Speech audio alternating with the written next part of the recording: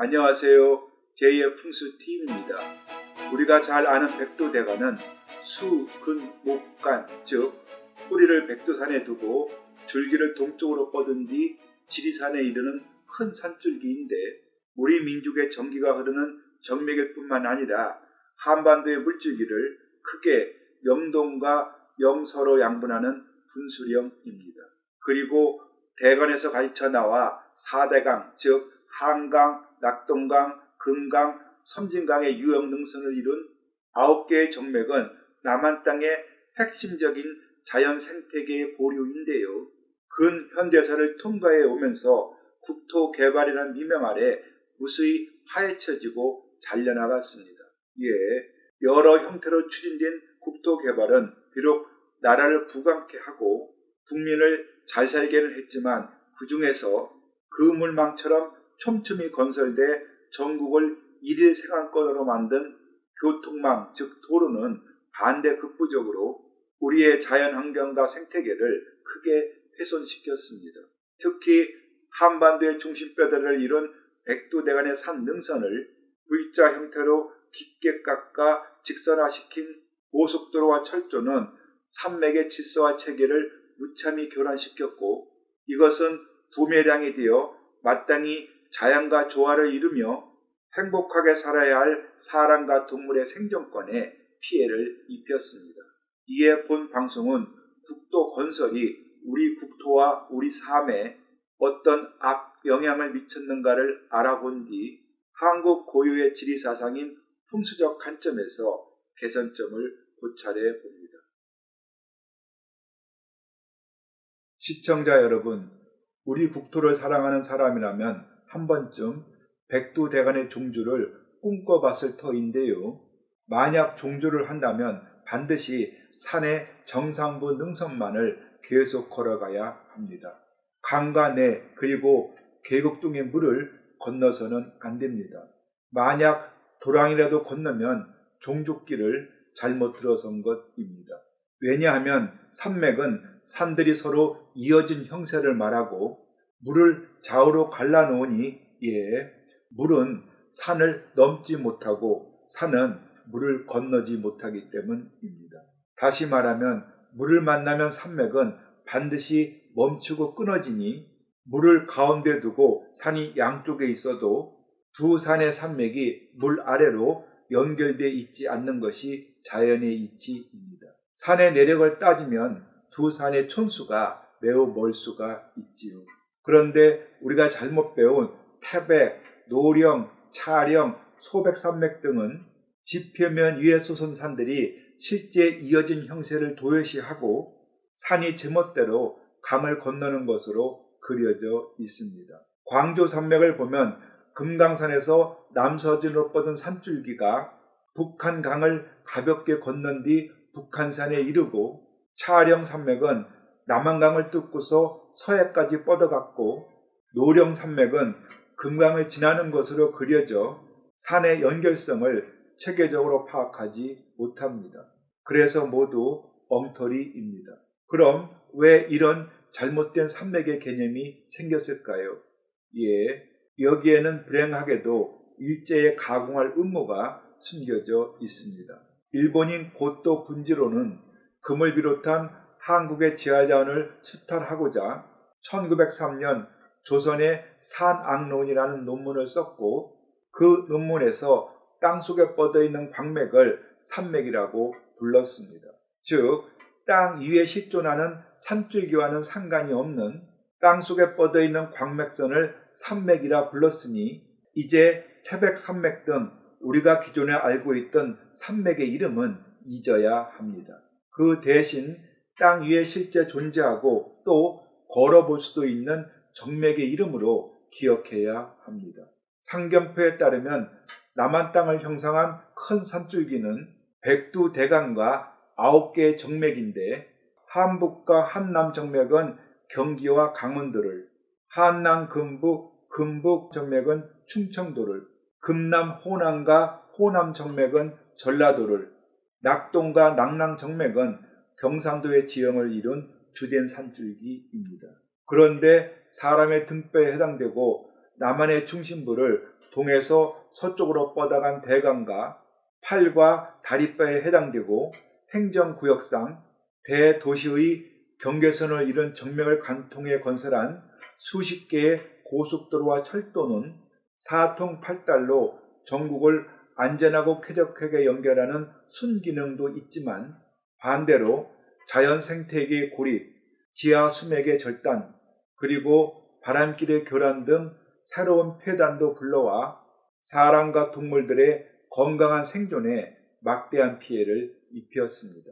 이에 국도 건설로 인한 첫 번째 폐단은 강물을 만나면 산맥이 끊어지듯이 중앙 분리대가 설치된 고속도로가 야생동물의 이동 통로인 생태축을 끊은 것입니다. 생태축은 산의 숲이 인위적으로 끊어지지 말아야 야생동물들이 자유롭게 이동하고 서식지도 넓히는데 백두대간의 산 능선인 축풍령을 통과하는 경부고속도로와 철도는 마치 한번 건너면 다시 돌아오지 못하는 루비콘 강처럼 야생동물의 이동 통로와 더불어 백두대간의 종족지를 가로막았습니다. 그 결과 남한의 자연 생태축은 축풍령을 중심으로 북쪽과 남쪽이 각자 고립된 섬처럼 존재하니 그에 따라 설악산에 사는 사냥은 축풍령 남쪽의 땅으론 갈 수가 없고 북쪽으로 서식지를 확대하는 지리산의 반달곰도 축풍령을 끝으로 발길을 남쪽으로 돌려야 합니다. 이에 백두대간과 정맥의 산 능선을 V자 형태로 깎은 뒤 전국적으로 거미줄을 엮듯이 건설한 고속도로는 동물의 이동을 막는 큰 장벽이고 동물의 서식지를 파괴해 종 다양성의 감소를 불러옵니다. 현재까지 백두대간 내 52개의 생태축이 국도로 인해 단절되자 40여 개의 생태 통로를 도로 위에 만들어 야생동물의 이동을 유도했지만 안타깝게도 이 길을 찾지 못한 많은 동물들이 무단 횡단을 하다가 로드킬을 당합니다. 이에 정부는 국도로 인해 끊어진 전국의 생태축에 에코 브릿지와 탐방로를 조성해 사람과 동물들이 국도 위를 편하게 건너 다닐 수 있도록 계속 추진 중입니다. 그 중에서 축풍령의 생태축 연결과 복원 사업은 과거 훼손되었던 국토의 상처를 치유하고 동물들이 이 땅을 마음대로 돌아다닐 수 있도록 백두대간의 연속성을 되살려줄 것입니다. 두 번째 폐단은 산수동거, 즉 산맥이 가면 물도 따라가니 정맥의 허리에 터널을 뚫고 도로를 내면 지하 수맥이 차단되면서 국토가 물 없는 메마른 땅이 됩니다. 물은 모든 생명체에게 반드시 필요한 귀한 물질인데 우리나라는 불행하게도 유엔이 정한 물 부족 국가입니다. 한국은 계절별로 강수량의 차이가 심한데 여름에는 홍수가 날 정도로 물이 사방에 넘치지만 겨울과 봄에는 식수를 걱정할 정도로 가뭄에 시달립니다. 시골에서 자란 사람은 누구나 느끼겠지만 어릴 적에 미역을 감고 물놀이를 하던 개천도 현재에는 미꾸라지 한 마리도 살 수 없게끔 말라버렸고 힘껏 뛰어서 건넜던 냇물도 지금은 메워져서 흔적만 남은 경우도 많습니다. 그리고 수십 년 전엔 10m만 땅을 파도 지하수가 펑펑 솟아났으나 요즘 대도시의 지하 수위는 10m 이상 낮아졌고 특히 제주도의 지하수는 바닷물이 스며들어 일부 지역은 우물을 먹지 못하고 있습니다. 지하수의 수위가 낮아지고 물이 오염된 것은 물 낭비가 심한 원인도 있겠지만 무엇보다 무분별한 도로 건설로 인한 산맥의 절단과 훼손이 문제의 발단입니다. 사람의 몸에는 거미줄처럼 얽혀진 경락이 머리에서 발끝까지 뻗어 있는데 이것은 기혈이 흘러다니는 통로로서 맑은 피가 몸의 구석구석을 막힘없이 돌아야 신체가 건강합니다. 자연도 마찬가지로 지하 수맥을 따라 지하수가 거침없이 흘러다녀야 대지의 생기가 돌고 자연 생태계도 건강한데 꼬챙이로 꿰듯이 산의 터널을 뚫거나 산을 절토해서 도로를 내면 수맥이 끊기고 교란이 일어나 지하수와 지표수가 함께 줄어듭니다.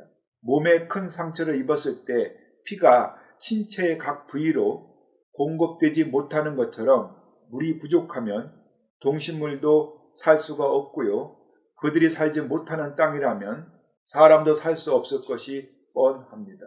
따라서 국도를 건설할 때면 가급적 산맥의 형세와 내력을 살펴 그들이 끊기거나 훼손당하지 않는 방향으로 개발을 해야 자연의 생명줄인 물길이 파괴되지 않고 그래야만 산의 전기를 받아 사는 사람과 동식물의 피해도 적습니다. 세 번째 폐단은 산의 허리를 잘라 도로를 내면 마치 담장의 한쪽이 무너진 집처럼 도로를 따라 새로운 바람길이 생기는데 이 바람은 만물을 살리는 순풍이 아닌 천기를 바꾸는 살풍이 되어 사람을 포함한 모든 생명체의 건강과 생존을 위협합니다.